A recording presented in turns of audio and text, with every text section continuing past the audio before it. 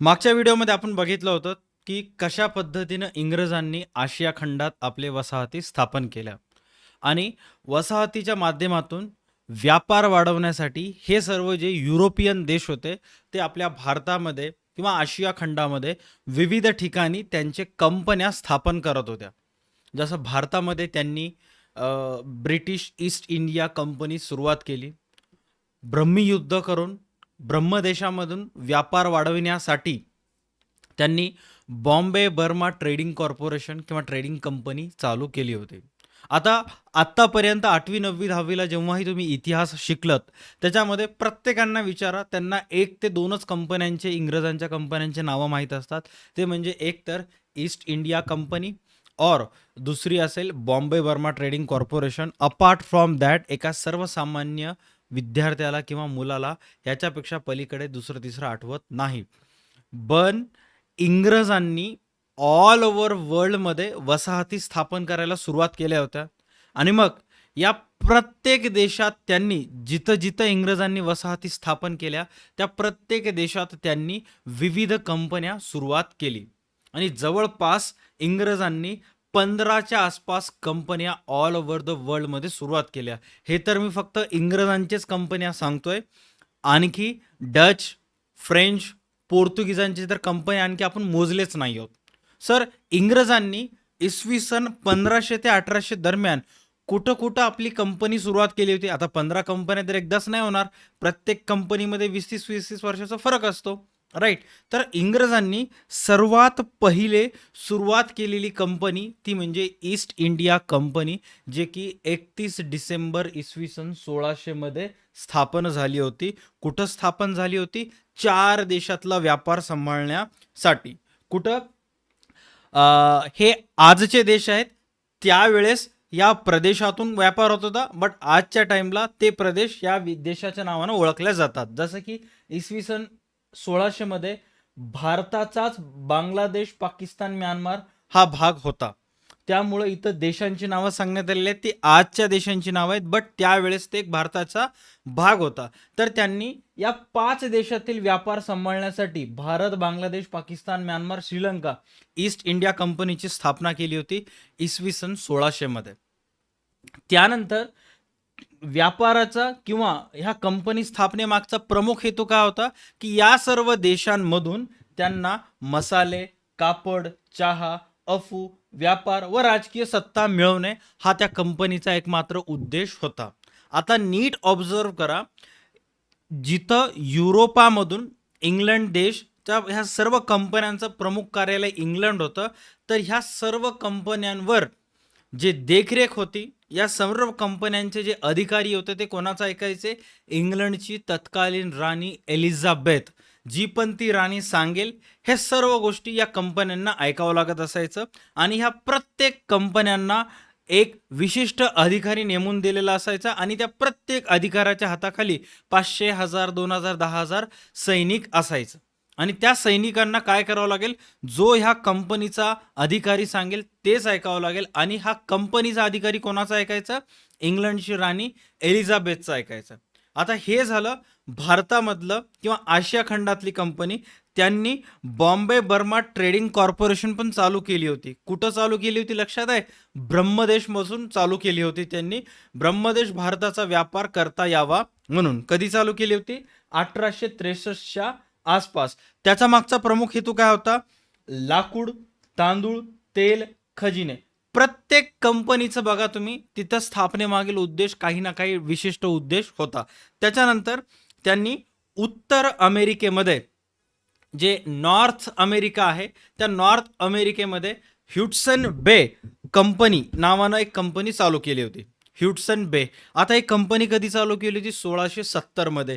हे सर्व कंपन्या जेव्हा औद्योगिक क्रांतीला सुरुवात झाली 15व्या शतकात, शेवटी त्यांनी सगळे देशातले लोक, आपण पहिल्या व्हिडिओमध्ये बघितला होता की वसाहतवादाचा उदय कुठून झाला.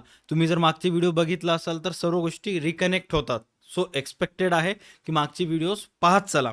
ओके. सो अमेरिकेमध्ये त्यांनी ह्युडसन बे नावाची कंपनी स्थापन केली, ज्याचं प्रमुख क्षेत्र होतं कॅनडा, उत्तर अमेरिका.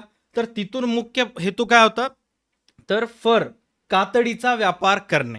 कारण उत्तर अमेरिकेमध्ये ज्या वेळेस प्रथमतः कोलंबस पोहोचला तर ती एक अज्ञात भूमी होती. तिथं काही पूर्वीपासून लोकवस्ती नव्हतीच. मग तिथे मिळून मिळून तुम्हाला काय जे जंगली प्राणी वगैरे आहेत त्यांचेच कातड्या वगैरे मिळणार. त्याच्यानंतर व्हर्जिनिया कंपनी चालू केली 1606 मध्ये. आणि ह्या व्हर्जिनिया कंपनीचा प्रमुख हेतू होता की जे उत्तर अमेरिकेमध्येच आहे तिथं वसाहती स्थापन करणे. बघा, उत्तर अमेरिकेत 2 कंपन्या चालू केल्या. पहिल्या कंपनीचं काम होतं वसाहती स्थापन करणे, आणि एकदा वसाहती स्थापन झाले की मग 1670 मधून तिथं आता फर कातडीचा व्यापार चालू करणे. म्हणजे जे ब्रिटिश होते ते 300-400 वर्षाचे धोरण आखूनच मला असं वाटतं की काम करत असायचे. ओके. त्याच्यानंतर आफ्रिकामध्ये सुद्धा ब्रिटिशांचं राजवट होती, आणि त्या आफ्रिकामध्ये सुद्धा त्यांनी रॉयल आफ्रिकन कंपनी स्टार्ट केली 1672 मध्ये आफ्रिकेच्या पश्चिम क्षेत्रामध्ये. आता तिथं कंपनी टाकण्यामागचा मुख्य हेतू काय होता? गुलाम व्यापार. जे कर्मचारी आहेत, कामगार आहेत, विविध सगळ्या कंपन्यांमध्ये जिथं जिथं त्यांना गुलामांची गरज असते, जिथं जिथं त्यांना काम करणाऱ्या कामगारांची गरज असते, ते सर्व आफ्रिकेमधून उचलणे आणि प्रत्येक आपापसात कंपनीमध्ये कॉन्ट्रॅक्ट करून त्या कंपनीला ती माणसं पाठवणे. त्याचबरोबर सोने, हत्तीचे दात आणि मसाले. आफ्रिकेमध्ये कंपनी स्थापन करण्यामागचा हा 4 उद्देश त्यांचे होते. त्याच्यानंतर 6वी कंपनी होती आफ्रिकन मर्चंट्स. 6वी कंपनी होती आफ्रिकन मर्चंट्स, जे की पश्चिम आफ्रिकेमध्ये होती, आणि त्याचं काम होतं व्यापार व किल्ले स्थापन करणे. पश्चिम आफ्रिकेमध्ये व्यापार वाढवणे, कुठं ना कुठं किल्ले स्थापन करणे. 7वी कंपनी होती imperial British east Africa company. हे सर्व कंपन्यांची नावे आणि इसवी सन व्यवस्थित लक्षात ठेवा, फायदा होईल. Imperial British east African company, ज्याचं मेन पर्पज होतं पूर्व आफ्रिका, केनिया, युगांडा, टांझानिया इथं प्रशासन व रेल्वे व्यापार करणे, कुठं ना कुठं त्याचा विस्तार करणे. बघा, आफ्रिका एवढं मोठं खंड आहे की त्यांनी पूर्व आफ्रिकेत, पश्चिम आफ्रिकेत, उत्तर आफ्रिकेत प्रत्येक ठिकाणी 3-4 कंपन्या वेगवेगळ्या स्थापन केल्या होत्या. त्याच्यानंतर ही कंपनी आज तागायत सुद्धा तुम्हाला याचं नाव ॲडव्हर्टिजमेंट पाहायला मिळेल. कंपनीचं नाव आहे हाँगकाँग and Shanghai banking corporation, HSBC. आता ही कंपनीची स्थापना त्यांनी 1865 मध्ये केली होती. ज्या स्थापनेमागील प्रमुख हेतू होता, या कंपनीच्या स्थापनेमागील प्रमुख हेतू होता की चीन, हाँगकाँग आणि आशिया या देशात बँकिंग व वित्तीय सेवा व्यापाराला मदत करणे. सुरुवातीला त्यांनी जिथं जिथं वसाहती स्थापन केल्या तिथल्या लोकांचं चांगलं करायचं असं ठरवलं. त्याच्या मागचा बॅकएंडनं हेतू उद्देश वेगळाच होता, बट त्या देशातील लोकांची मनं जिंकायसाठी, तिथील वसाहतींमध्ये एक कॉन्फिडन्स यावा याच्यासाठी त्यांनी सुरुवातीला चांगले कामं केली. बट नंतर नंतर नंतर नंतर त्यांनी त्यांचं ओरिजिनल रूप दाखवायला चालू केलं. त्याच्यानंतर नेक्स्ट आहे ब्रिटिश नॉर्थ बर्नो कंपनी, जे की उत्तर बोस्नियामध्ये त्यांनी स्थापन केली 1881 मध्ये. प्रशासन, कर वसुली, व्यापार, रबर, कोळसा या सर्व हेतूने. आणि असं करत करत करत जवळपास 15 कंपन्या त्यांनी स्थापन केल्या. राईट. आता तुम्ही जेव्हा महाराष्ट्रामध्ये किंवा भारतामध्ये इतिहासाचा अभ्यास करता, सो तिथं इतिहासाचा अभ्यास करत असताना तुम्हाला most of things east India कंपनीबद्दलच ऐकायला मिळतील. राईट. कुठंतरी एखादा MPSC UPSCचा मुलगा असेल, त्याला ह्या सर्व कंपनींचं इतिहास माहीत असेल, बट 11वी-12वी लेवलला तर मोस्ट प्रॉबेबली तुम्हाला एकाच कंपन्यांचा, 1 ते 2 कंपन्यांचाच अभ्यास करायला मिळेल, कारण आपण भारताचाच कुठं ना कुठं इतिहास जास्त अभ्यास करत असतो. राईट. ऑस्ट्रेलियामध्ये त्यांनी ऑस्ट्रेलियन ॲग्रिकल्चरल कंपनीची सुरुवात केली 1821 मध्ये, आणि न्यूझीलंडमध्ये न्यूझीलंड कंपनी. त्यानंतर 12वी कंपनी होती ब्रिटिश साऊथ आफ्रिका कंपनी. बघा, साऊथ आफ्रिकेमध्ये त्यांनी 4 कंपन्यांची स्थापना केली होती. ब्रिटिशांनी साऊथ आफ्रिकेमध्ये 4 कंपन्यांची स्थापना केली होती. त्याच्यामधली 4थी आणि शेवटची आहे ब्रिटिश साऊथ आफ्रिका कंपनी, आणि जे की मेन पर्पज होतं दक्षिण आफ्रिका. त्याच्यानंतर त्याचा खनिजाचा शोध घेणे, रेल्वे व प्रशासन तिथं विस्तार करणे. All right. त्याच्यानंतर रॉयल नायजर कंपनी, जे की नायजर नावाची जी नदी आहे त्या परिसरात त्यांनी स्थापन केली होती, जे की व्यापार व प्रशासन त्यांना वाढवायचा होता. त्याच्यानंतर British east Africa company and त्याच्यानंतर जर पाहायला गेलं तर शेवटची आहे तिबेट ट्रेड एजन्सी, जे की आपण मागच्या व्हिडिओजमध्ये बघितलं होतं की कशा पद्धतीनं इंग्रजांनी तिबेट इथे ल्हासापर्यंत पोहोचले, कारण त्यांना मेन पर्पज काय होतं तुम्हाला माहीत होतं. All right. सो तिथं सुद्धा त्यांनी एक रशियासोबत इंग्रजांनी तिबेट ट्रेड एजन्सीचा सुरुवात केली आणि ह्याचं व्यवस्थित चेक करा. काय सांगण्यात आलेलं आहे की क्षेत्र होतं तिबेट, व्यापार, राजनीतिक संबंध, रशियन प्रभावावर नियंत्रण आणण्यासाठी, कारण त्यांना काहीही करून तिबेट घ्यायचं होतं. बट तिबेट तेव्हाच घेता येत होतं जेव्हा त्यांना रशियाचा सपोर्ट मिळेल, कारण तिबेटवर अधिकार गाजवण्यासाठी चायना अगोदरपासून जे आहे तो तयारीत होता. तर हे सर्व इंग्रजांनी 15 कंपन्यांची स्थापना केली होती. ऑल ओव्हर द वर्ल्डमध्ये वसाहती स्थापन करून व्यापार वाढवणे आणि कुठं ना कुठं त्याचा हेतू होता सत्ता गाजवणे. बट आजच्या ह्या व्हिडिओमध्ये आपल्याला प्रॉपर पाहायचं आहे की यातील सर्वात पहिली कंपनी ती म्हणजे ब्रिटिश ईस्ट इंडिया कंपनी कशा पद्धतीनं स्थापन झाली, कशा पद्धतीने त्याची सुरुवात झाली आणि कशा पद्धतीने त्यांनी व्यापारापासून राज्यकर्ते बनले. नमस्कार, मी प्रसाद. DA2 अकॅडमीच्या आणखी एका ब्रँड न्यू व्हिडिओमध्ये मी तुमच्यापैकी प्रत्येक 12वी आर्ट्सच्या मुलाचं मनापासून स्वागत करतोय. राईट. हा सर्व व्हिडिओ बनवण्याचा पर्पज एकच आहे की आपल्याला स्टोरी मोडमध्ये अभ्यास करायचा आहे अँड प्रॉपर गोष्टी समजून घ्यायच्या आहेत की कशा पद्धतीनं गोष्टी घडत होत आहे आणि जेणेकरून तुम्हाला ते समजतील आणि परीक्षेमध्ये चांगल्यातले चांगले मार्क्स पडतील. All right. So sit back and relax. Story आपण सुरुवात करत आहोत. सर्वात पहिले परीक्षेमध्ये तुम्हाला याच्यावर प्रश्न कसे येतात, ब्रिटिश ईस्ट इंडिया कंपनीला मिळालेले अधिकार स्पष्ट करा. दुसरा प्रश्न येतो ब्रिटिश ईस्ट इंडिया कंपनीचा कार्यभार किंवा कार्यरचना स्पष्ट करा की ते कशा पद्धतीनं काम करत होते काही नाही, आणि मल्टिपल क्वेश्चन्स येत असतात. सो आपण एकाच व्हिडिओमध्ये या सर्व प्रश्नांची उत्तरे पाहणार आहोत आणि व्हिडिओच्या शेवटी मी तुम्हाला एक्झाममध्ये कसं प्रश्न येईल आणि कसं लिहायचं ते सुद्धा सांगेन. बट त्याच्या अगोदर दिमाग शांत ठेवून सगळे बॅकएंडला चालू असलेल्या गोष्टी बाजूला ठेवून टाका, कुठेतरी मस्तपैकी टेकून बसा, मोबाईल डोळ्यासमोर ठेवा आणि जी स्टोरी मी सांगायलो ती व्यवस्थित ऐका. ओके. सो सुरुवात करूयात स्टेप बाय स्टेपनं. बघा, सर्वात पहिला सुरुवात होते 31 डिसेंबर इसवी सन 1600 रोजी.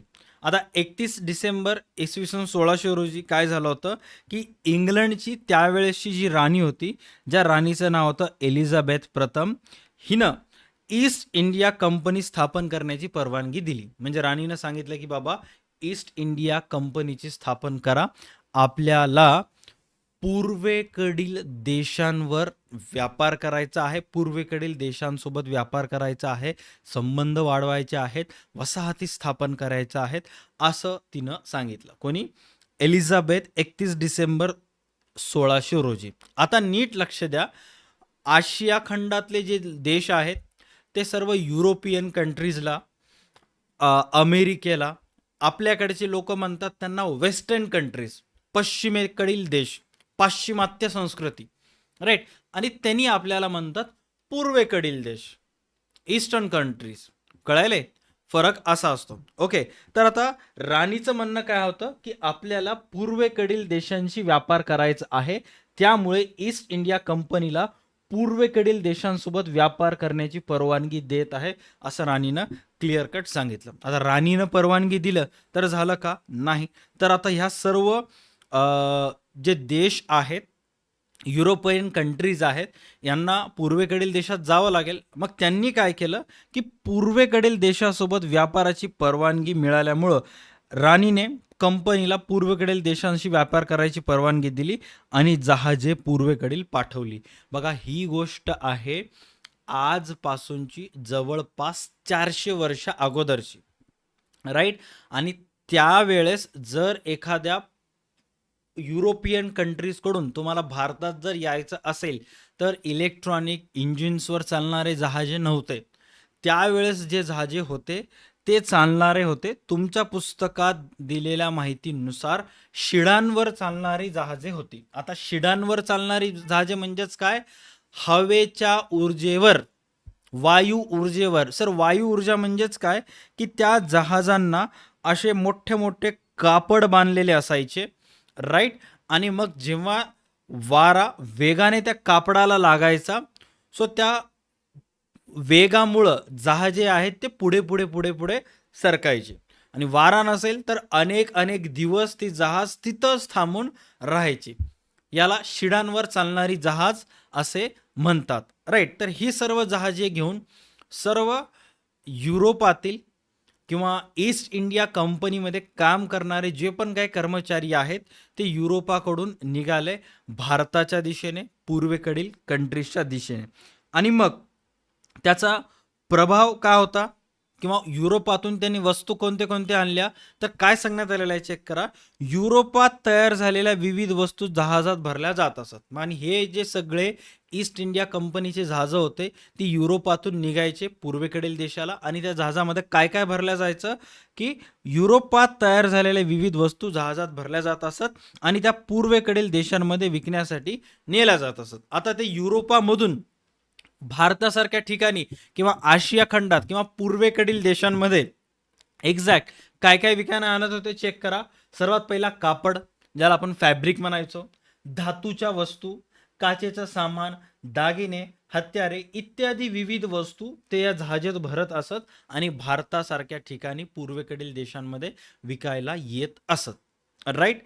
त्याच्यानंतर सर्वात इम्पॉर्टंट की पूर्वेकडील देशांमध्ये जे विकल्या जात आणि त्याच्या बदल्यात रोख रक्कम मिळायची. म्हणजे हे सर्व जे सामान ते भारतात आणायचे, ते भारतीय बाजारांमध्ये, इथं तुम्ही बघू शकता की हा जो व्यक्ती आहे हा एक ब्रिटिश नागरिक आहे, ह्याच्या हावभाव आणि पेहरावावरून दिसत आहे. आणि त्यानं आणलेली वस्तू, हे जर बॅकग्राऊंडला बघत असाल तर इथं कुठं ना कुठं तुम्हाला भारतीय बॅकग्राऊंड, बनारस, काशीसारखा एक बॅकग्राऊंड, इथं तुम्हाला रिव्हर वगैरे दिसत असेल जिथं बाजार भरतो मोस्ट प्रॉब्ली, अशा ठिकाणी तो येत असत आणि तो त्या वस्तूची विक्री करत असत आणि त्याच्या बदल्यात लोकांकडून काय घेत असत? पैसे, धातू, नाणे, वॉट एव्हर जे पण त्यावेळेस विनिमयाची पद्धत होती तो घेत असत. आणि मग एकदा का ह्या लोकांनी युरोपातून तयार झालेल्या वस्तू भारतात आणले आणि मग भारतात त्यांना इथल्या लोकांकडून पैसे मिळाले, त्याच पैशातून ते लोक काय खरेदी करत असत? भारतात त्यांच्या युरोपात न मिळणारे वस्तू जे भारतात आणि आशिया खंडात किंवा पूर्वेकडील देशात तयार होत असत ते इथून खरेदी करत असत. आता कोणते कोणते वस्तू आहेत चेक करा. सर्वात पहिला, हॅलो, हां बोला. दुपारी 3 वाजता क्लास असतो, 3 ते 4. हां, सॉरी फॉर दॅट. भारतातून किंवा आशियाई देशातून ते काय घेऊन जात असत? मिरी, लवंग, दालचिनी, जायफळ, इलायची, हळद व इतर मसाल्यांचे पदार्थ ते इथून खरेदी करत असत आणि त्यांच्या देशामध्ये नेत असत, युरोपियन कंट्रीजमध्ये. आणि मग आता हे मसाले व इतर माल खरेदी करून जहाजे वापस युरोपात आणली जात असत. हे बघा अशा प्रकारचे जहाज असतात. हे हवेची दिशा, हवा जर आहे ते इकडून जर आली तर मग त्याच्या जो हवेचा दबाव आहे, प्रेशर, या शिडांवर यायचा आणि मग त्याच्या साह्याने जहाजे चालायची. जहाजाची स्पीड जी असते 30, 40, 20च्या स्पीडनं जहाजे चालायची, 100-150च्या स्पीडनं जहाजे चालत नसत. आणि मग एकदा का हे सर्व वस्तू युरोपामध्ये गेले आणि मग युरोपीय जे भांडवलदार वर्ग होता तिथं तर अगोदरपासून बाजारपेठ अस्तित्वात होती युरोपामध्ये, राईट. कारण तिथं तर औद्योगिक क्रांती 15व्या शतकातच झाली होती. आपल्यापेक्षा ते देश 100 वर्ष पुढे होते, राईट. आणि मग ते भारतातून नेलेले जे मसाल्याचे पदार्थ वगैरे जे आहेत ते तिथं जाऊन काय करत असतात की युरोपात हा जो माल आहे तो मोठ्या किमतीने विकले जात आणि याच व्यापारातून कंपनीला मोठा नफा मिळत असे. म्हणजे जी ईस्ट इंडिया कंपनीचा प्रमुख काम होता 16व्या शतकात स्थापन झाल्यानंतर, की आशियाई देशातून युरोपातून आशियाई देशामध्ये वस्तू नेणे, तिथं विकणे, तिथं जो पैसा येईल त्याच पैशानं मसाल्याचे पदार्थ खरेदी करणे आणि वापस युरोपीय देशांमध्ये येऊन दुप्पट तिप्पट चारपट किमतीला ते विकून टाकणं आणि पैसा बनवणं सुरुवातीच्या काळात ईस्ट इंडिया कंपनीचा प्रमुख व्यापार जो आहे तो हा होता. राईट. क्लिअर कट झाला. हा होता ईस्ट इंडिया कंपनीचा व्यापाराचा मुख्य उद्देश आणि नफा मिळवण्याचा मार्ग. म्हणजे ईस्ट इंडिया कंपनी ज्याची स्थापना 31 डिसेंबर 1600 रोजी झाली, ती कशा पद्धतीनं काम करत होती ते तुम्हाला क्लिअर झालं असेल. ऑल राईट, इथंपर्यंत सर्व गोष्टी क्लिअर झाल्या. शबाश. आता एक स्टेप पुढे जाऊयात, म्हणजे ते तुम्हाला कळेल की ही जी शिडांवर चालणारी जहाजे आहेत, ज्याला इंग्रजीमध्ये म्हणतात सेलिंग बोट्स. सेलिंग बोट्स तर हे कशा पद्धतीनं काम करायचे बघा. सर्वात पहिला वारा जो आहे तो तर निसर्ग निर्मित आहे. राईट. तो वारा यायचा, वाऱ्यामुळे शिडे शिडे जे आहेत ते वाऱ्याने फुगतात आणि मग जहाजे पुढे सरकतात आणि वाऱ्याच्या ऊर्जेवर जो आहे तो त्यांचा प्रवास चालत असतो. आणि मग सर समजा ज्या दिशेनं त्यांना जायचं आहे त्याच्या विरुद्ध दिशेनं हवा येत असेल तर ते तिथंच थांबतात, शिडा जे आहे ते बंद करून टाकतात. एकदा शिडा बंद झाल्या की मग जहाज जे आहे ते मागे सरकत नाही. डन. क्लिअर. त्याच्यानंतर आता आपण एक स्टेप पुढे जाऊयात, जेणे की गोष्टी कळेल की बाबा युरोप ते इंग्लंड किंवा इंग्लंड ते भारत हा प्रवास जो आहे तो कशा पद्धतीने त्यावेळेस व्हायचा. बघा आता युरोपामधून जर त्यांना भारतात यायचं असेल तर आय डोंट नो त्यावेळेस या इमेजमध्ये सांगितल्यानुसार पनामा कालवा, सुएज कालवा, स्ट्रेट ऑफ हॉर्मोस त्यावेळेस होतं का नाही, बट मोस्ट प्रॉबब्ली त्यांना प्रवास जो आहे तो काही दिवस नसून काही महिने नसून एक एक वर्ष त्यांना लागायचा त्यांच्या देशातून भारतीय देशात सारख्या देशामध्ये येण्यासाठी. काय सांगण्यात आलेलं आहे चेक करा की एखाद्या युरोपियन कंट्रीजला भारतासोबत व्यापार करायचा असेल तर त्यांना इंग्लंडमधून निघून भारताला यावं, भारतात वस्तू विकावं, भारतातून वस्तू खरेदी करून युरोपीला जावं. राईट. तर हे सर्व करत असताना ते काही अशा वस्तूची देवाणघेवाण करत होते. कोणते कोणते वस्तू होते?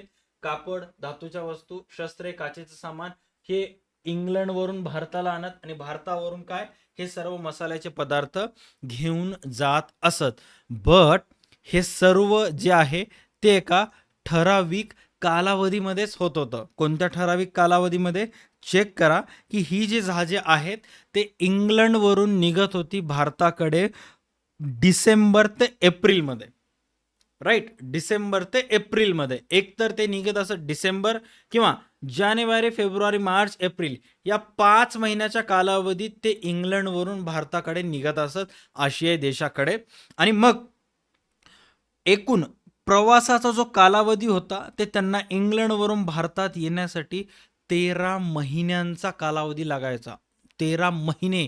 विचार करा, कमीत कमी 9 महिने, जास्तीत जास्त किती महिने? 13 महिने. विचार करा की 9 पण नाही, 13 पण नाही, 1 वर्ष. जेव्हा पण जहाज इंग्लंडवरून निघायची भारतात यायला 1 वर्ष लागायचा. म्हणजेच त्या 1 वर्षाच्या कालावधीत समुद्रमार्गे ते यायचे, आधेमध्ये कुठेतरी 1-2 देशामध्ये थांबायचे, बट त्यांना ज्याही ठिकाणी थांबलं तेथून 3-3, 4-4 महिन्याचं जेवणाचं खाण्याचं जे सामान आहे त्यांना त्या जहाजावर घ्यावं लागत असायचं. आणि मग भारतामध्ये आल्यानंतर वस्तू खरेदी करणे आणि वापस पुढील वर्षी जानेवारीतून भारतातून निघून जाणे. म्हणजे जो जहाज येण्या जाण्याचा कालावधी होता तो ठराविक होता. डिसेंबर, जानेवारी, फेब्रुवारी, मार्च, एप्रिल याच महिन्यात तिकडून निघायचं, इकडे यायचं, इथं थांबायचं आणि मग जेव्हा भारतामध्येच जानेवारी, फेब्रुवारी, मार्च येईल त्याच वेळेस इकडून तिकडं निघायचं. हा एक त्यांचा ठराविक कालावधी होता. का इतका लांब? बघा की इतका लांब प्रवास, वादळी समुद्र आणि इतका वेळ हे खूपच कंटाळवाणे आणि जिकरीचे आहे असं त्यांना नंतर नंतर नंतर भासू लागलं. अरे इमॅजिन करा, आपल्याला जर बसमध्ये बसून 4 तास प्रवास कर म्हणलं तर आपण कंटाळून जाता. तिथं तर त्यांना तेवढे मोठे मोठे जहाज, ते सर्व मौल्यवान सामान घेऊन 12-12 महिने, 13-13 महिन्यांचा प्रवास करावा लागत असायचा. राईट. आणि कुठं ना कुठं हे रिस्की राहत होतं, जिकरीचं राहत होतं. म्हणजे सर्व करण्यासाठी धाडस पाहिजे. तुम्हा आमच्यासारख्या सर्वसामान्याचं काम नाहीच नाही. आणि त्यावेळेसचा भारतीयांचं तर नाहीच नाही, कारण ते रिस्क टेकर्स नव्हते. कारण समुद्रमार्गे प्रवास म्हणजे वादळ कशा प्रकारे असायचं, पाऊस किती मोठा पडायचा. आणि विचार करा की त्यावेळेस तर इंटरनेट नव्हतं, काही नव्हतं. किती जहाजे तिकडून निघाले असतील आणि किती भारतामध्ये पोहोचले पण नाहीत, पाण्यातल्या पाण्यात पडून मरून सुद्धा गेले असतील. असे कितीतरी जहाजे त्यावेळेस हे सर्व गोष्टी झाल्या असेल. आज 21व्या शतकात सुद्धा अनेक प्लेन क्रॅश होतात, जहाज जे आहेत ते बुडतात समुद्रामध्ये. टायटॅनिक सुद्धा 19व्या शतकात बुडालं होतं, राईट. सो त्यावेळेस तर असे किती गोष्टी झाले असतील. आणि म्हणून इथं काय सांगण्यात आलेलं आहे, हे लांबचा प्रवास आणि इतकं वादळी समुद्र हे कंटाळवाणे आणि जिकरीचे होते. म्हणजे हे सर्व गोष्टी करायला कुठं ना कुठं हिंमत लागायची. आणि मग यावर उपाय म्हणून त्यांनी काय केलं, की भारतामध्ये कायमस्वरूपी जागा मिळवण्याची गरज आहे असं सांगितलं. आणि त्यावेळेस बघा, की ह्यांना प्रवास करून यायला एक एक दीड दीड वर्ष लागायचा भारतात यायला. आणि मग भारतातले जे लोक त्यावेळेस ह्यांच्याकडून वस्तू वगैरे खरेदी करायचे, त्यांना सुद्धा ते वस्तू खरेदी केल्यानंतर तसाच प्रकारची दुसरी वस्तू घ्यायची असेल तर एक एक वर्ष थांबावं लागत असायचं, कारण ती वस्तू भारतात बनत नसत आणि इंग्लंडहून यायला एक वर्ष टाइम लागत असत. मग ह्यांनी काय केलं, की ह्या लांब प्रवासामुळे कंपनीला भारतात कायमस्वरूपी जागा मिळवणे आवश्यक वाटू लागले. आणि मग त्यांनी ठरवलं, की बाबा आता हे असे लांबचा प्रवास नकोत, आपण काय करूयात, भारतात जागा घेऊयात. जे सर्व वस्तू आपण युरोपामध्ये बनवतो ते सर्व वस्तू आता आपण भारतामध्ये बनवूयात. गरज ही शोधाची जननी आहे. आणि मग तेव्हा ज्यांना कळालं, की बाबा प्रॉब्लेम कुठं व्हायली, ॲक्च्युअलमध्ये सर्व गोष्टी कुठं व्हायल्यात, आणि मग त्यांना लगेच कळालं, की बाबा आता आपण युरोपामधून समुद्रमार्गी येणं टाळावं. 12-12, 13-13 महिने काहीच कामाचं नाही. आपण काय करूयात, भारतामध्येच कायमस्वरूपी जागा घेऊयात. आणि मग त्यावेळेस ज्या लोकांनी आहे का अशा पद्धतीने विचार केला, की आपल्याला भारतात कायमची जागा हवी आहे, जिथे आपण मालाची खरेदी विक्री करू आणि काय करू, साठवणूक करू. खरेदी विक्री पण करूयात, साठवणूक सुद्धा करूयात. म्हणजे एकदाच लागल तसं नाही, एकदाच 15-20-30 जहाजे माल घेऊन यायचं, भारतामध्ये आणून ठेवायचं, साठवणूक पण होते, गरज पडली तर आपल्याला त्याचं उत्पादन सुद्धा करता येते, राईट. आणि मग ह्या प्रॉब्लेमला फेस केल्यामुळं त्यांनी आता भारतामध्ये जागा घेतली. आणि मग भारतामध्ये जागा घेऊन तिथं त्या पर्टिक्युलर जागेत मालाची खरेदी विक्री करू लागले आणि साठवणूक करू लागले. अशा ठिकाणालाच ते काय म्हणत होते, वखारी म्हणत होते. ज्या ठिकाणी युरोपियन कंट्रीज किंवा इंग्रज युरोपातून माल आणून आशियाई देशामध्ये विकण्यासाठी एका विशिष्ट ठिकाणी ते स्थापन करत होते, त्या ठिकाणाला त्यांनी नाव दिले वखारी. आणि सर्वात पहिले काय सांगण्यात आलेलं आहे, की ईस्ट इंडिया कंपनीची एक फॅक्टरी म्हणजेच वखारी त्यांनी स्थापन केली. अँड अशा वखारींना ते काय म्हणू लागले, फॅक्टरी. या फॅक्टरीमध्ये जे युरोपातून माल यायचा तो असं इथं पडून राहायचा. बघा, एक जहाज आहे, जहाजाद्वारे सर्व सामान आलं, जहाजाद्वारे सामान आल्यानंतर ते सगळं ह्या फॅक्टरीमध्ये त्यांनी लोड केलं. आणि या फॅक्टरीला तुमच्या पुस्तकात म्हणण्यात येते वखारी. आणि या फॅक्टरीलाच त्यांनी वखारी म्हणू लागले. आणि त्या वखारीमध्ये जे नोकर काम करत होते त्यांना ते काय म्हणायचे, फॅक्टर्स म्हणायचे. त्यांना ते काय म्हणायचे, फॅक्टर्स म्हणायचे. समजायलंय ना, की इंग्लंडवरून भारतात प्रवास जो आहे तो कुठं ना कुठं जिकरीचा असायचा, कंटाळवाणा असायचा. त्यामुळं ते टाळण्यासाठी 12-12, 13-13 महिन्याचा प्रवास टाळण्यासाठी ते सर्व जे लोक होते ते भारतामध्ये येऊन जागा घेतले आणि ते जागा घेऊन तिथंच वस्तूची खरेदी विक्री करू लागले आणि मालाची साठवणूक करू लागले. ज्या ठिकाणी त्यांनी मालाची साठवणूक करू लागले त्यांना म्हणत होते ते फॅक्टरी, ज्याला मराठीमध्ये म्हणतात वखार. आणि त्या फॅक्टरीमध्ये जे लोक काम करत होते त्याला म्हणतात फॅक्टर्स. इथंपर्यंत क्लिअर? यस, इथंपर्यंत सर्व गोष्टी क्लिअर झाल्या. आता ही गोष्ट केव्हाची आहे, ही गोष्ट आहे ईस्ट इंडिया कंपनी स्थापन झाल्याच्या 2-3-4 वर्षानंतर. म्हणजे 31 डिसेंबर 1600 ला ईस्ट इंडिया कंपनीची स्थापना झाली. तर 1602, 1604, 1605 या 5-6 वर्षाच्या कालावधीमध्ये जेव्हा त्यांनी कंटिन्युअस प्रवास केला, मग त्यांना हळूहळू रिअलाईज झाले, की बाबा आता हा असा प्रवास आपल्याला नको. आणि मग इसवी सन 1623 मध्ये, म्हणजे कंपनी स्थापन झाल्याच्या 22 वर्षानंतर त्यांना महत्वाचे अधिकार मिळाले. काय अधिकार मिळाले बघा, की 1623 मध्ये ईस्ट इंडिया कंपनीच्या अधिकाऱ्यांना कंपनीतील नोकरी वर्गाला नागरी व लष्करी कायद्यानुसार शिक्षा करण्याचा अधिकार देण्यात आला. म्हणजे कंपनीमध्ये जे कर्मचारी काम करत होते त्यांना नागरी व लष्करी कायद्यानुसार शिक्षा करण्याचा अधिकार देण्यात आला. म्हणजेच काय, की आता तुम्ही जर कंपनीमध्ये काम करत असाल आणि तुम्ही काहीही रूल जर ब्रेक करत असाल, तर तुम्हाला शिक्षा होईल. रूल ब्रेक करणं म्हणजेच काय, कंपनी ज्या वस्तूची खरेदी करते, तेच वस्तू तुम्हाला म्हणजे कंपनी ज्या वस्तूची युरोपातून भारतात विक्री करते, तेच वस्तू आणावं लागेल. कोणती इल्लीगल वस्तू तुम्ही पूर्वी इंग्लंडसारख्या देशातून भारतात आणू शकत नाही, किंवा ज्या रेटला ठरलं त्याच रेटला भारतात विकावं लागेल. दुसऱ्या तिसऱ्या रेटला विकून किंवा कमी पैशात तुम्ही वस्तूची विकू शकत नाही. असं जर एखादा एक त्या ईस्ट इंडिया कंपनीमधील अधिकारी करताना आढळला, तर त्याला काय व्हायची, शिक्षा व्हायची. असे अधिकार त्यांना 1623 मध्ये देण्यात आले. राईट. आणि कंपनीला पूर्वेकडील देशांमध्ये व्यापार करण्याचा एक अधिकार मिळाला. आता एक अधिकार मिळणे म्हणजेच काय, की फक्त ही एकच कंपनी जी आहे ते पूर्वेकडील देशांसोबत व्यापार करू शकते. ह्यांना मेन अधिकार मिळाला. कोणत्या कंपनीला? ईस्ट इंडिया कंपनीला. मग आता सर्वात इम्पॉर्टंट इथे एका नवीन व्यक्तीची ओळख आम्हाला होते. काय सांगण्यात आलेलं आहे, चेक करा, की त्यावेळेसचा जो राजा होता, त्याच्याबद्दल इथं काय सांगण्यात आलेलं आहे, चेक करा, की इंग्लंडचा राजा दुसरा चार्ल्स याने कंपनीला एकाधिकाराची नवी शर्ते देऊन विशेष अधिकार प्रदान केले. कोण इंग्लंडला दिलं? म्हणजे ज्या कंपनीला अधिकार देण्यात आलं ते कोणाकडून देण्यात आलं? दुसरा चार्ल्स. बघा, कंपनी स्थापना झाली होती त्यावेळेस जे आहे ते कंपनी स्थापन करण्यामागचा मुख्य उद्देश किंवा मुख्य व्यक्ती कोण होता? एलिझाबेथ. बट 1623 मध्ये जेव्हा एकाधिकार मिळाले तेव्हा कोण होता? राजा दुसरा चार्ल्स किंवा राजा चार्ल्स न ते अधिकार कंपनीला दिले होते. त्याच्यानंतर आता आपण थोडंसं पुढे जाऊयात, की राजा चार्ल्सनं एकदा कंपनीला कोणते कोणते अधिकार दिले. बघा, अधिकार देणे म्हणजे तुम्ही समजून घ्या की एक्झॅक्ट काय झालं. सुरुवातीला 1600 मध्ये जेव्हा कंपनी स्थापन झाली, तिथून 20 वर्ष एकच काम केली कंपनी. काय काम केली? तर कंपनी काम केली वस्तू युरोपातून आणणं आणि भारतामध्ये विकणं. वस्तू युरोप देशातून आणणं, भारतात विकणं आणि भारतातून घेऊन जाऊन तिकडे विकणं. सुरुवातीला 20 वर्ष हेच काम केले. नंतर ते वखारी स्थापन केले.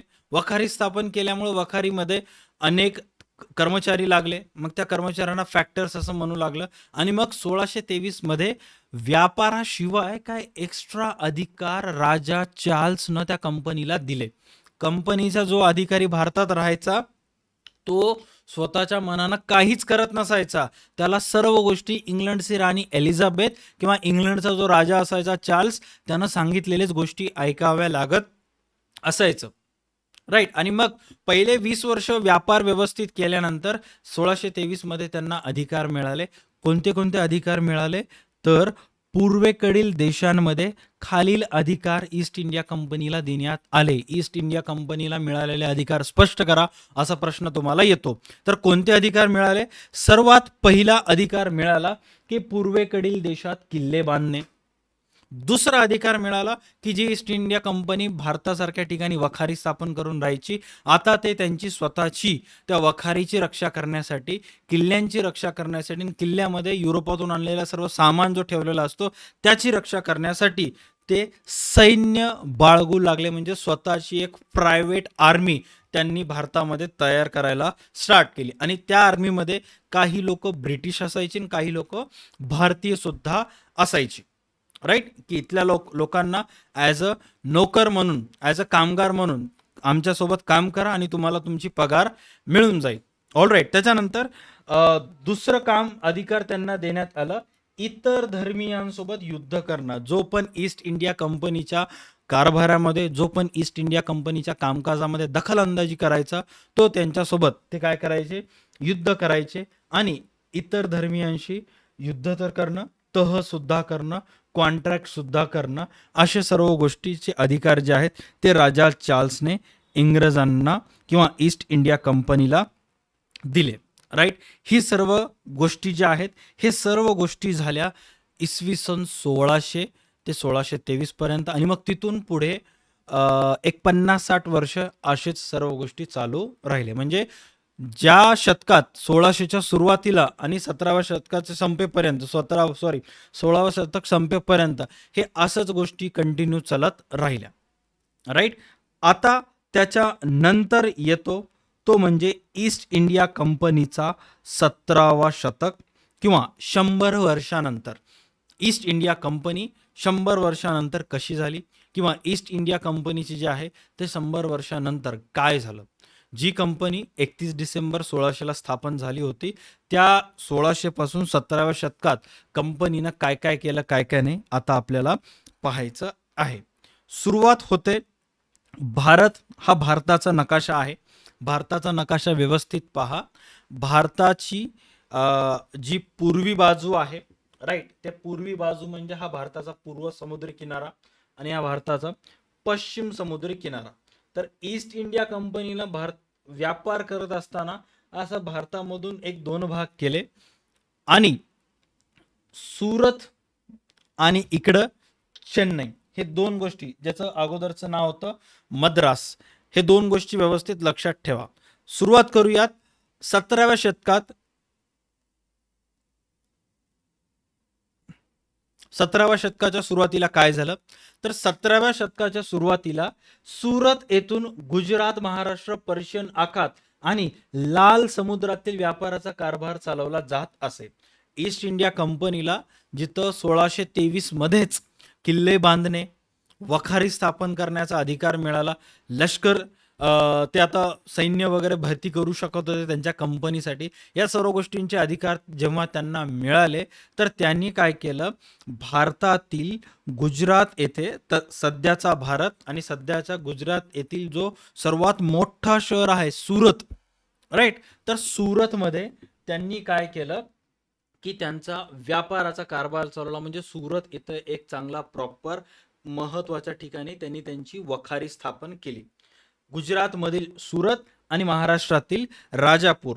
आता ह्या सुरत आणि राजापूर या दोन ठिकाणी वखारी स्थापन केल्यामुळं त्यांना काय होत गेला तर तिथून त्यांनी जे आखाती देश होते, आखाती देश म्हणजेच हा भारताचा हा समुद्र किनारपट्टी आहे. हा व्यवस्थित चेक करा. ही भारताची समुद्र किनारपट्टी आहे पश्चिम. इथं तुम्हाला मुंबई दिसेल, हा गुजरात दिसेल. तर इथं सुरत आणि राजापूरमध्ये वखारी स्थापन केल्या. त्याच्यामुळं काय फायदा झाला की इथून जे आखाती देश आहेत, आखाती देश म्हणजे ह्या साईडला जे दुबई आहे, त्याच्यानंतर युनायटेड अरब इमिरेट्स जे आहेत, सध्या जे इराण इस्रायलचं युद्ध चालू आहे, हा तो इथं आहे. हा जो भाग बघता हा स्ट्रेट ऑफ हॉर्मोस आहे. तर त्यांनी काय केलं, या सर्व देशांसोबत, आखाती देशांसोबत, पर्शियन कंट्रीसोबत व्यापार करता यावा म्हणून त्यांनी इथं एक आणि इथं एक ह्या दोन ठिकाणी वखारी स्थापन केल्या, गुजरातमध्ये आणि राजापूरमध्ये. इथं एकदा माल येऊन पडला, मग गरज पडलं तसं काय करत ते ह्या एवढा प्रवास जो आहे तो जहाजानं करत असत. प्रत्येक वेळेस प्रत्येक ठिकाणी जहाज नेल्यापेक्षा त्यांनी सगळे जहाजी सुरत आणि राजापूरला आणून खाली करत असत.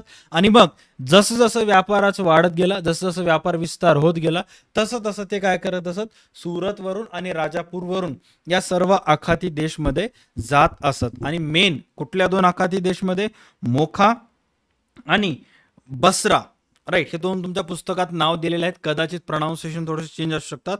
लाल समुद्रातील मोखा आणि पर्शियन आखातातील बसरा या ठिकाणी ते जात असत, राईट. हे दोन जे गोष्टी तुम्ही आत्ता बघितला, हे सर्व वखारी त्यांनी राजापूर आणि सुरत इथे स्थापन केले होते भारताच्या पश्चिमेकडील देशांसोबत व्यापार करण्यासाठी, राईट. आता भारताच्या पूर्वेकडे जर बघताल तर तिकडे ब्रह्मदेश आहे, राईट. त्याच्यानंतर बांगलादेश आहे, भूटान आहे, राईट. मग यांच्यासोबत करण्यासाठी त्यांनी कुठं वखारी स्थापन केल्या, दिमाग लावला त्यांनी भारताच्या पूर्व दिशेस, म्हणजेच कुठं की त्यांनी काय केलं, चेन्नई इथे एक वखारी स्थापन केली. आणि मग इथं वखारी स्थापन करून भारताच्या पूर्वेकडील जे पण देश होते, बंगाल हा तर भारताचाच भाग होता. इथं जर बघताल हा मलेशिया आहे, राईट. इकडे हे इंडोनेशिया वगैरे आहे, बंगालचा सुद्धा क्षेत्र आहे. सो चेन्नईवरून बंगाल देश, पूर्व देश, हे सर्व गोष्टी मॅनेज करण्यासाठी त्यांनी इथं सुद्धा एक वखारी स्थापन केली. कळायलंय ना की कुठल्या कुठल्या देशासोबत व्यापार करण्यासाठी किंवा कुठल्या कुठल्या ठिकाणी व्यापार विस्तार करण्यासाठी वखारी स्थापन केल्या ते. सो हे दोन गोष्टीबद्दल तुमच्या पुस्तकात सांगण्यात आलेलं आहे की आखाती देशासोबत व्यापार वाढण्यासाठी त्यांनी राजापूर आणि सुरत इथे वखारी स्थापन केल्या. इकडला इकडून माल घेऊन जायचे इकडं. त्याच्यानंतर भारताचे जे पूर्वेकडील देश होते तिथं व्यापार विस्तार करण्यासाठी त्यांनी काय केलं, मद्रास चेन्नई इथं वखारी स्थापन केल्याने इकडून पश्चिम बंगाल आणि पूर्वेकडील देशासोबत ते व्यापार करायचे. आणि मग हे सर्व होत असताना आणखी एक महत्वाचा अधिकार त्यांच्याजवळ अगोदरपासून होता, ते म्हणजे ईस्ट इंडिया कंपनी भारतामध्ये किल्ले बांधू शकत असायची. त्यांना अधिकार कोणाला मिळाला, तत्कालीन राजा चार्ल्स दुसरा सोबत त्यांनी अधिकार देण्यात आला. आणि मग त्यांनी ठरवलं की मद्रास इथे ज्यांनी वखारी स्थापन केल्या त्या मद्रास येथे म्हणजे आजचा चेन्नई येथून भारताचा सर्व पूर्व किनारी भाग, ओडिसा, बंगाल आणि पूर्वेकडील देशांसोबत जे कारभार आहे तो चालविला जात असा. म्हणजे जे वखारी त्यांनी चेन्नई इथं स्थापन केल्या होत्या तिथून भारताचा हा जो पश्चिम एरिया आहे, पूर्वकडील एरिया आहे, हा सर्व एरिया इथून चालवला जात असे व्यापार. त्याच्यानंतर बंगालचा भाग आणि पूर्वेकडील देश हे इथून सर्व ते मॅनेज करत असत.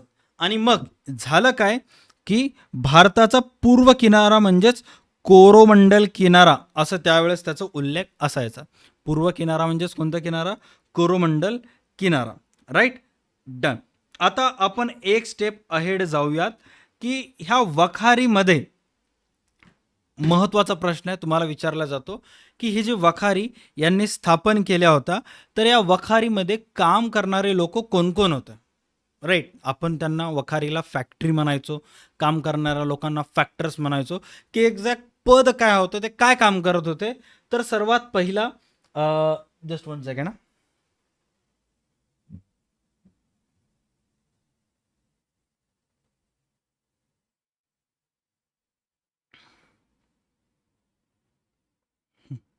वखारीतील अधिकारी व कर्मचारी कोण कोण असायचा. सर्वात पहिले त्याच्यामध्ये असायचा हिशोबनीस. आता या हिशोबनीसाचं काय काम असायचं की सर्व हिशोब खाते व नोंद ठेवणे. दुसरा असायचा कोठार प्रमुख, मालाची आवक जावक आणि साठवणूक पाहत असे. एक जण सर्व पैशाचा हिसाब ठेवायचा, एक जण सर्व सामानाचा हिसाब ठेवायचा. दुसरा असायचा खजिनेदार, जो की नगदी रक्कम, पैसे, दागदागिने यांची जबाबदारी सांभाळत असायचा. राईट. त्याच्यानंतर नेक्स्ट असायचा वखारदार.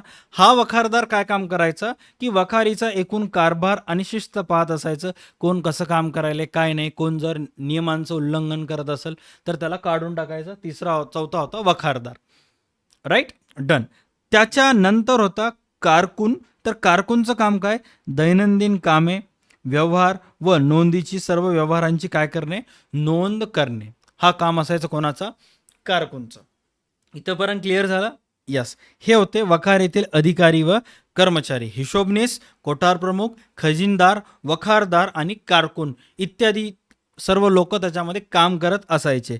आता इतर कर्मचारी वर्ग व सेवक वर्ग. आता वखारीमध्ये एवढे तर लागत होतेच होते, त्याचबरोबर त्या वखारीमध्ये आणखी काही पद होती ज्या सर्व ठिकाणी इंग्रजांच्या वखारी होत्या.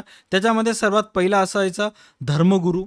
आता धर्मगुरूचं काम काय, धार्मिक विधी व उपदेश करत असायचं. तुम्हाला माहित आहे की वसाहती स्थापन होण्यामागचा मुख्य हेतू व्यापार तर होताच होता, त्याचबरोबर युरोपीय देशातील सर्व व्यापारी वर्ग आशियाई देशांना किंवा पूर्वेकडील देशांना मूर्ख समजायचे.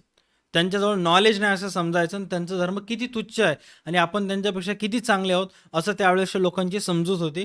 त्यामुळं ख्रिश्चन धर्माच्या प्रसारासाठी सुद्धा त्यांनी वखारी किंवा व्यापार वाढवला. आणि मग हे सर्वांना कुठं ना कुठं चालना मिळावी म्हणून प्रत्येक वखारीमध्ये धर्मगुरू असायचा, जो की फक्त धर्मांचा उपदेश वगैरे करायचा. त्याच्यानंतर सर्जन व डॉक्टर 8-8, 9-9 महिने सागरी मार्गाने प्रवास करायचे.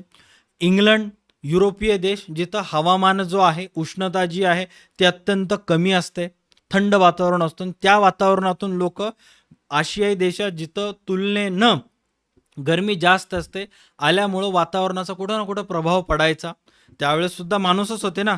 मग त्यांच्यावर जे इलाज करण्यासाठी एक सर्जन डॉक्टर असायचा, एक हेल्पर असायचा मदतनीस, जो की प्रत्येक कामात मदत करायचा. स्वयंपाकी असायचा, जो की अन्न बनवण्याची जबाबदारी, स्वयंपाकाची जबाबदारी घ्यायचा. प्रेसिडेंटचा नोकर असायचा, जो की प्रेसिडेंटच्या वैयक्तिक सेवेसाठी असायचा, जो की काइंड ऑफ तुम्ही पीए म्हणू शकता. आणि एक तुतारीवाला असायचा, ज्याला हिंदीमध्ये तोतारी असं म्हणतात, जो की घोषणा करणे, संदेश देणे, सतर्क राहणे ह्याच्यासाठी तुतारी वाजवायचा, तो काम करायचा. आणि यापैकीच काही कामं करण्याची जबाबदारी स्थानिक भारतीय नागरिकांना सुद्धा ते देत असत, आणि जे काम केल्यामुळं त्यांना त्याच्या बदल्यात ते पैसे सुद्धा देत असायचे.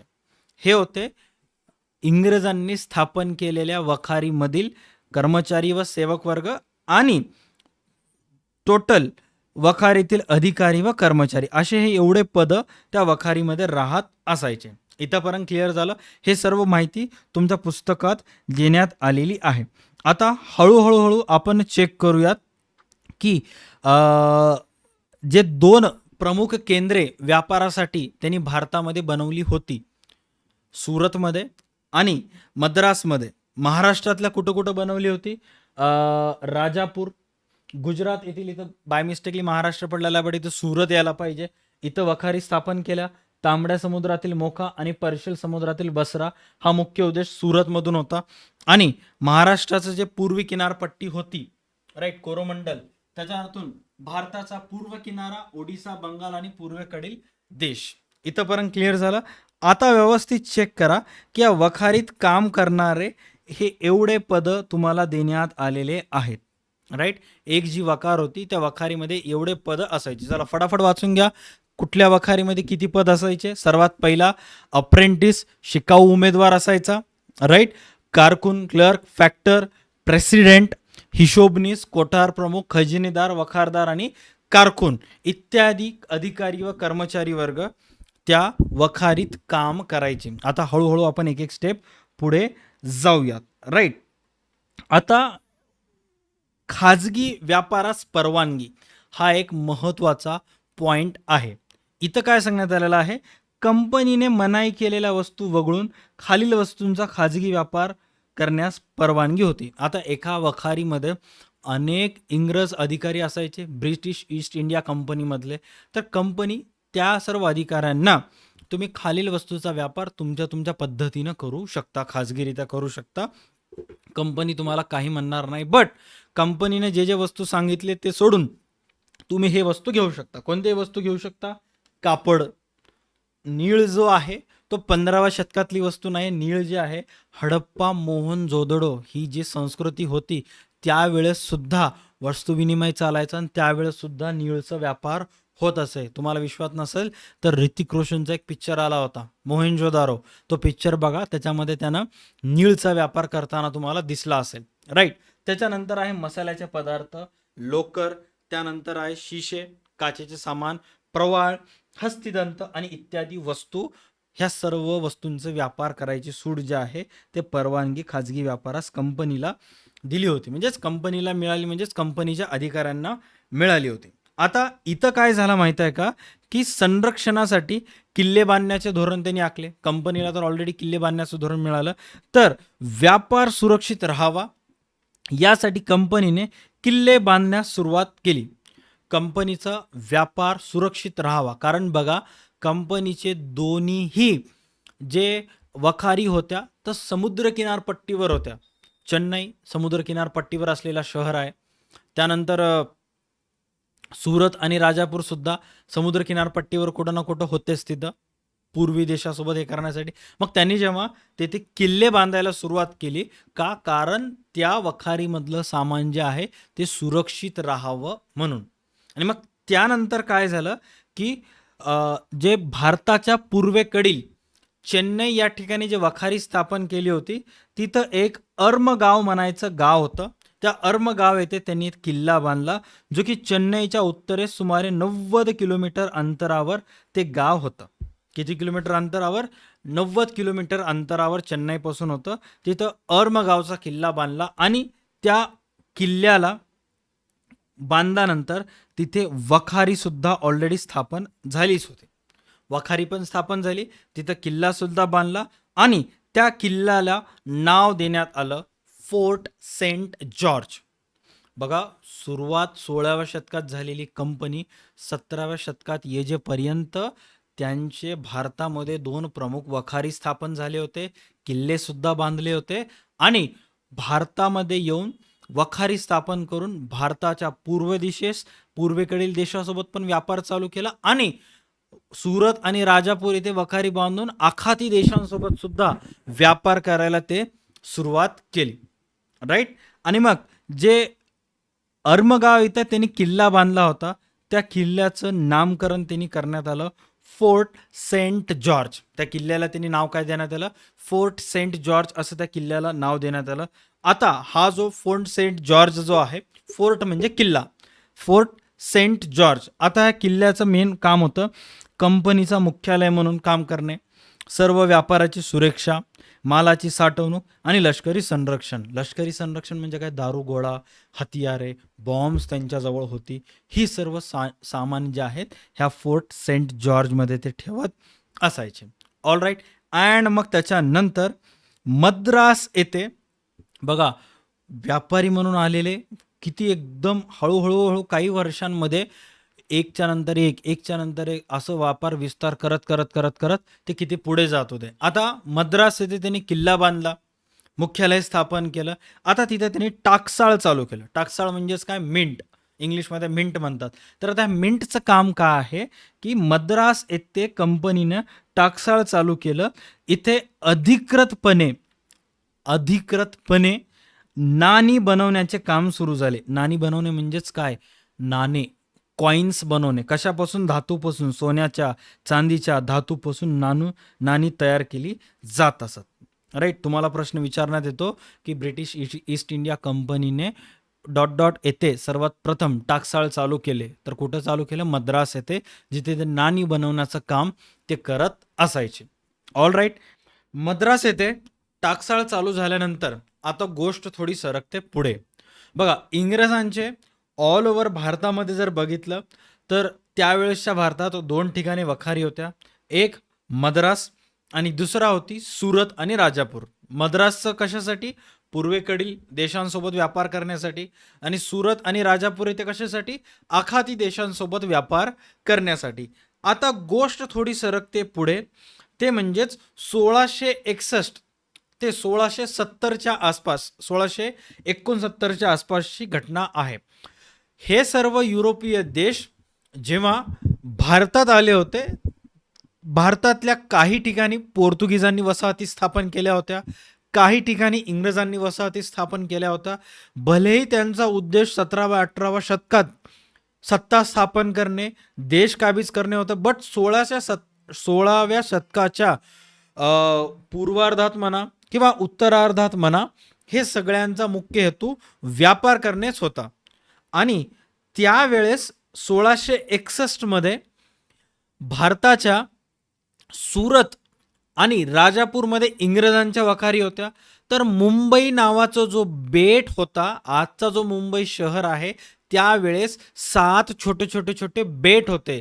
बेट म्हणजेच काय? प्रत्येक भूभागांमध्ये थोडंसं अंतर असणं.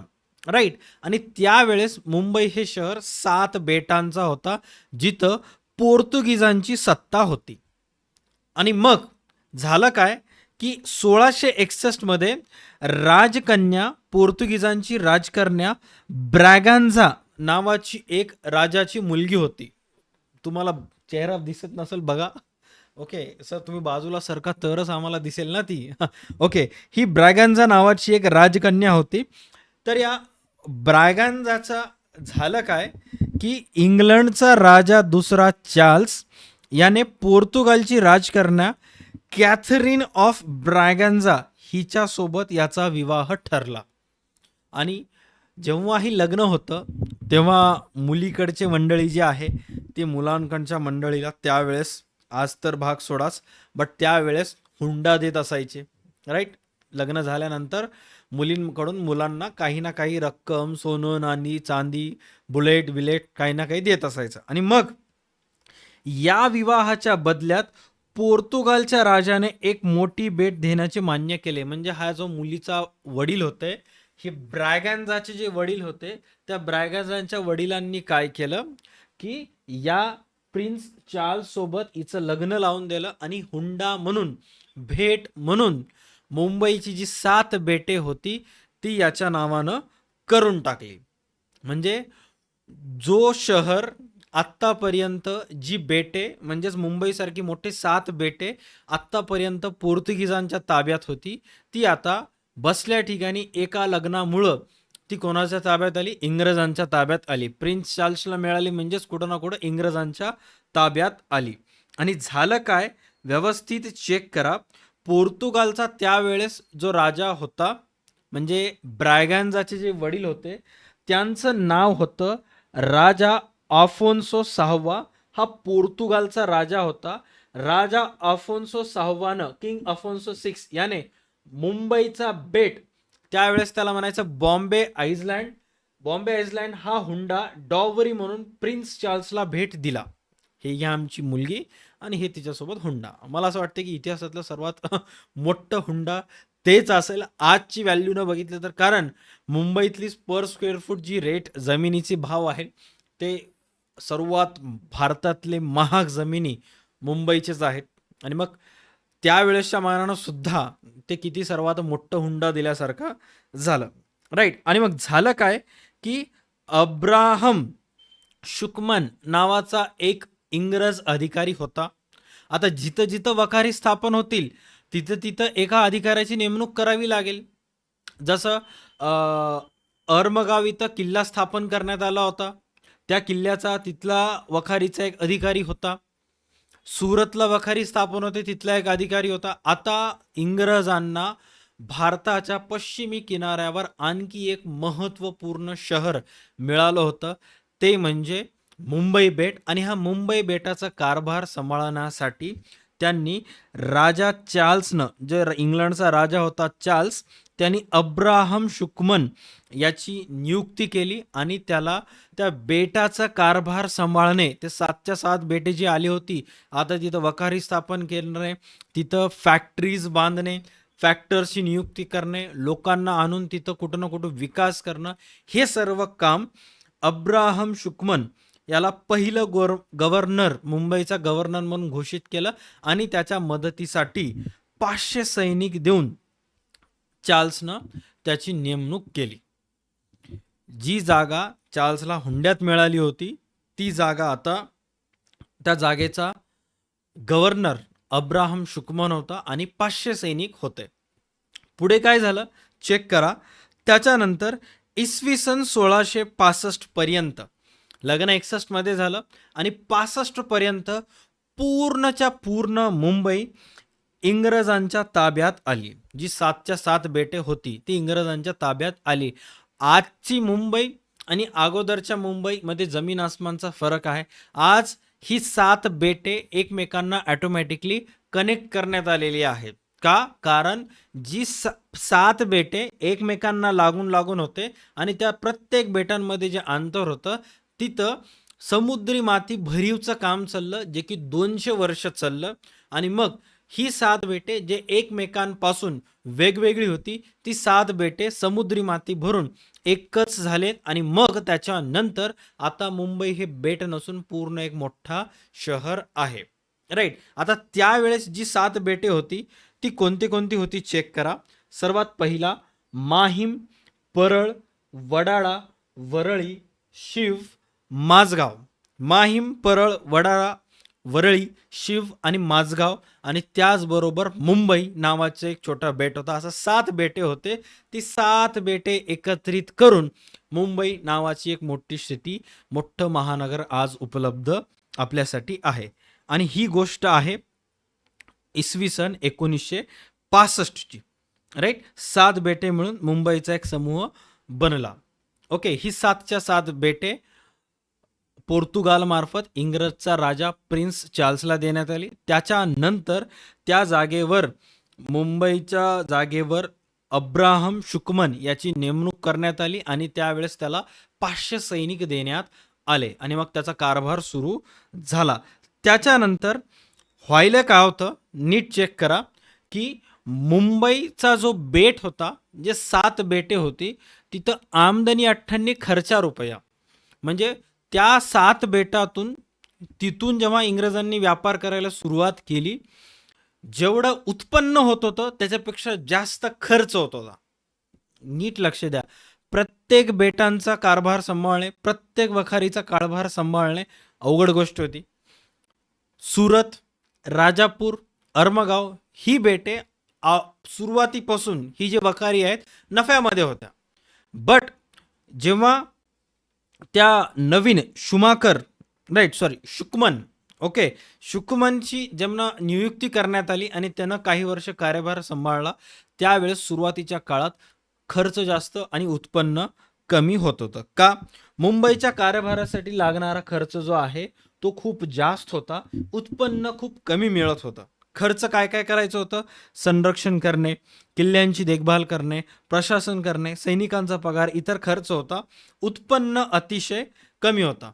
म्हणून राजाचा जो चार्ल्स नावाचा राजा होता, ज्याला ती बेटे हुंड्यामध्ये मिळाली होती, त्याला वाटलं की बाबा हे जे बेटे आहेत, मुंबईची बेटे ठेवणे हे फायदेशीर वाटत नव्हतं. त्याला वाटलं की यार, आली हुंड्याला जमीन, पण काय फायद्याचं नाही. कळून चुकलं की सासऱ्यानं गेम केलेला आहे. ओके, जे बेटांतून घाटा होत होता तेच बेटे सासऱ्यानं चार्ल्सच्या गळ्यात घातलं आणि सोबत कॅथरीन ऑफ ब्रॅगॅन्झा पण त्याचीच झाली. मग झालं काय की मुंबई बेटे ईस्ट इंडिया कंपनीला भाड्यानं देण्यात आली.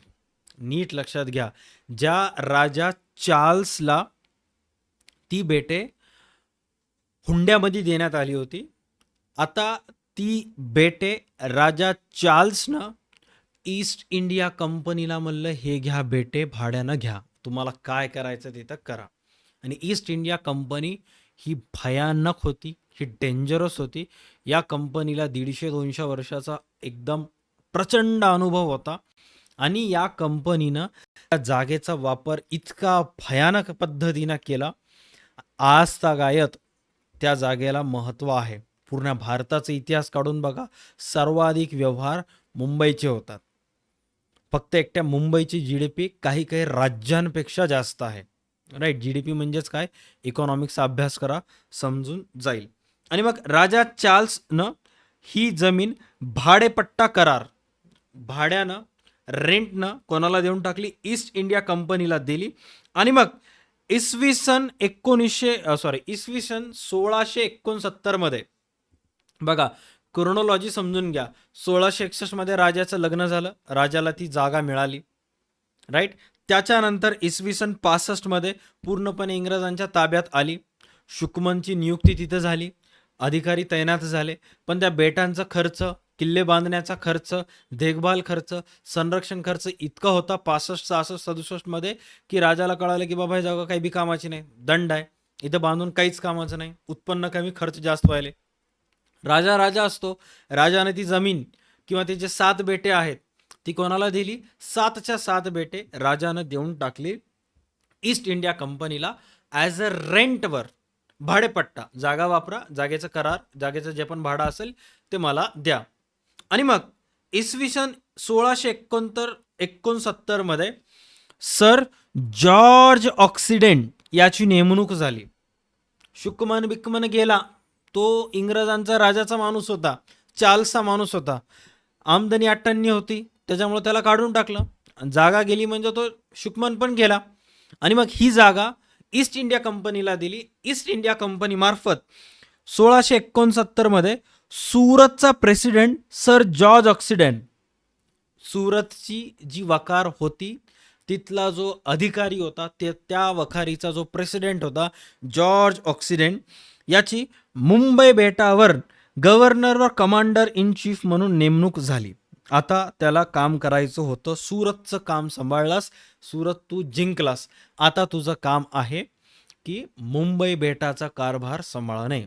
आणि मग 1669 मध्ये त्यानं मुंबईचा कारभार सुद्धा सांभाळला. आणि मग झालं काय की मुंबई एक रणनीतिक ठिकाण किंवा एक असा नकाशा किंवा एक असं स्थान ठरलं की पूर्ण ईस्ट इंडिया कंपनीची किस्मत तिथून बदलून गेली. का? मुंबईचे खोल पाण्याचे बंदर, मजबूत स्थान आणि अरबी समुद्रावरील नियंत्रण यामुळं इंग्रजांसाठी हे ठिकाण अत्यंत महत्त्वाचे ठरले. जिथं खोल पाण्याची बंदरे होती, रणनीतिक स्थान होतं जिथून तुम्हाला कुठेही जाता येते, समुद्र व्यापारासाठी उपयुक्त होती, संरक्षणासाठी अनुकूल अशी जागा होती. त्यामुळं मुंबई ईस्ट इंडिया कंपनीकडे येणं हा एक हिस्टोरिकल इव्हेंट ठरला. अँड देन तुम्ही जर बघाल तर मुंबई बेटांचा जो नकाशा आहे तो काही अशा पद्धतीचा होता. माहीम, परळ, वरळी, वडाळा असे हे एकमेकांच्या आजूबाजूला 7 बेटे होती. आज जर बघितलं तर ह्या 2 बेटांमधील जी अंतर आहेत, प्रत्येक 2 बेटांमधील अंतर जी आहेत ती समुद्री रेती टाकून भरीवचं काम इंग्रजांमार्फत करण्यात आलं आणि तो काम जवळपास 200 वर्ष चाललं. तब्बल किती वर्ष चाललं? 200 वर्ष चाललं. 1910च्या आसपास ते काम पूर्णपणे कंप्लीट झालं.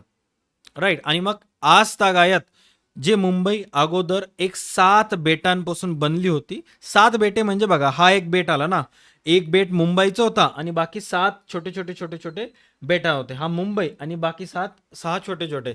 आणि मग असं करत करत करत 1910ला भरीवचं काम पूर्ण झालं आणि एक अखंड मुंबई अस्तित्वात आली. आणि हाच होता ईस्ट इंडिया कंपनीचा ओव्हरऑल इतिहास 16व्या शतकापासून ते 17व्या शतकापर्यंत. राईट. आय होप की ईस्ट इंडिया कंपनीबद्दल जे काय माहिती आपण मागच्या 1 तासात बघितलं त्याच्यामुळे तुम्हाला डेफिनेटली फायदा झाला असेल. इफ इन केस बोर्ड्स 2027 किंवा बोर्ड्स 2028 मध्ये हा व्हिडिओ बघत असाल तर हा व्हिडिओ दिवाळीच्या अगोदर एक वेळेस, दिवाळीच्या नंतर एक वेळेस आणि परीक्षेच्या 1 ते 1.5 महिना अगोदर नक्की पहा. तुम्हाला अभ्यास करायची काहीच गरज नाही. व्हिडिओमध्ये सांगितलेल्या गोष्टी सर्व तुमच्या पुस्तकातून आहेत आणि स्टोरी मोडमध्ये सांगण्यात आलेल्या आहेत. ग्राफिक्स मागे आहेत, त्याच्यामुळं समजेल. तुम्हाला अभ्यास करायची गरज नाही. आता प्रश्न येतो की सर एक्झाममध्ये प्रश्न विचारल्यास कशा पद्धतीनं लिहायचं? तर एक्झाममध्ये प्रश्न अशा पद्धतीनं विचारण्यात येतो की ईस्ट इंडिया कंपनीला मिळालेले अधिकार स्पष्ट करा. कोणते कोणते अधिकार होते? सर्वात पहिला, भारत व पूर्व आशियाई राष्ट्रांची व्यापार करण्याच्या उद्देशानं 31 डिसेंबर 1600 रोजी स्थापन झालेल्या ब्रिटिश ईस्ट इंडिया कंपनीविषयी माहिती लिहा.